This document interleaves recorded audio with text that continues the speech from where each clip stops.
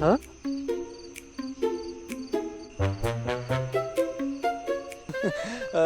Sir तुम्हाला माहितीये काय तायडेनी जशी आता स्टोरी सांगितली ना माझ्याकडे पण एक डेंजर स्टोरी आमच्या गावची सांगू काय?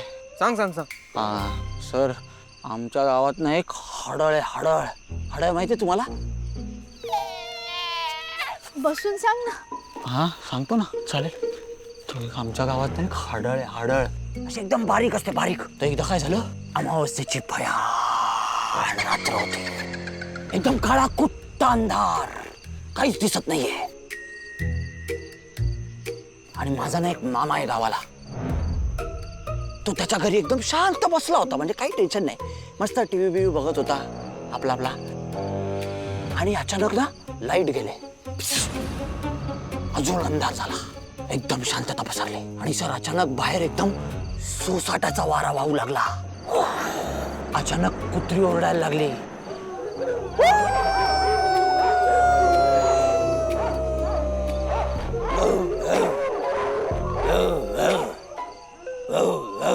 कुत्रा असं का करतो? कुत्रा नाहीये हे गुबाड आहे गुबाड. आणि अचानक मामाच्या घराच्या दारावर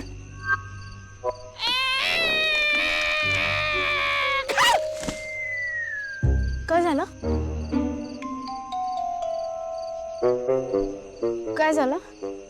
शरू अचानक मामाच्या घराच्या दारावर एक फांदी पडली झाडाची. मामाला वाटलं काहीतरी गडबड आहे बाहेर कोणीतरी आहे. मामा पटकन उठला आणि दाराजवळ गेला. अरे मामाला उठू दे ना तू बस ना. हा मी बसलो. तो दाराजवळ गेला त्याने हळूच दार उघडलं.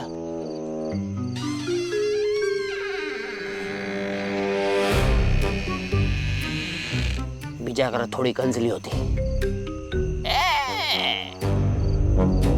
दार पूर्ण उघडला. मामा बाहेर गेला. मामाने बाहेर बघितलं तर बघतो तर काय काय? बाहेर कोणीच नव्हतं तायडे. बाहेर कोणीच नव्हतं. त्याने इकडे बघितलं मामाने तिकडे बघितलं मामाने वर बघितलं मामाने खाली बघितलं मामाने समोर बघितलं मामाने मागे बघितलं कोणीच नाही. मामा थोडा घाबरला. तो पडवीजवळ गेला. पडवीजवळ एक खुर्ची का काहीतरी होतं. त्याने ते उचललं आणि तो परत घरात यायला लागला. आणि मागे वळून बघतो तर काय काय? शरू मामाच्या घराच्या दाराच्या उंबऱ्यात एक आकृती होती. कळत नव्हतं नक्की काय आकृती आहे.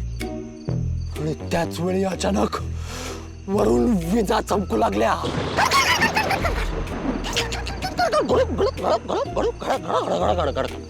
मध्ये ढग पण कडाडले.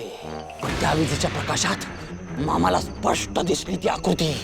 आणि त्याला कळलं की ती एका बाईची आकृती आहे.